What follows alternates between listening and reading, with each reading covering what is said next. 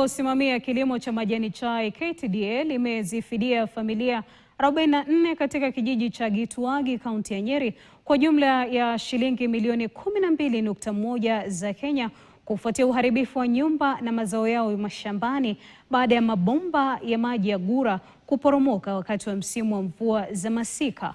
Akithibitisha fidia hiyo, mwenyekiti wa mradi huo wa Gura, Wambugu Mukundi, alisema wakazi walioathiriwa walionyesha kuridhishwa na makubaliano yaliyoafikiwa baada ya mashauriano kati ya jamii na shirika hilo. Alibainisha kuwa mbali na fidia hiyo, KTDA pia imejitolea kutekeleza miradi kadhaa ya maendeleo ya jamii inayolenga kuboresha maisha ya wakazi wa eneo hilo.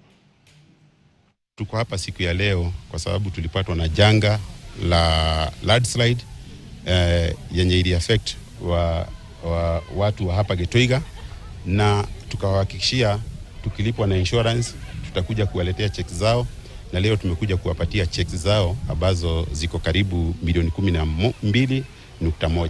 Janga kama hili linaokaa kwa sababu ya blockage ya canal. Kwa hivyo kitu ya kwanza tunataka kufence hiyo canal so that kusiwe na human interference ya hiyo canal. Kuna wakati watu wanakata miti huko forest alafu wanaweka hiyo kwa hiyo canal, na hiyo ina cause hizo blockage.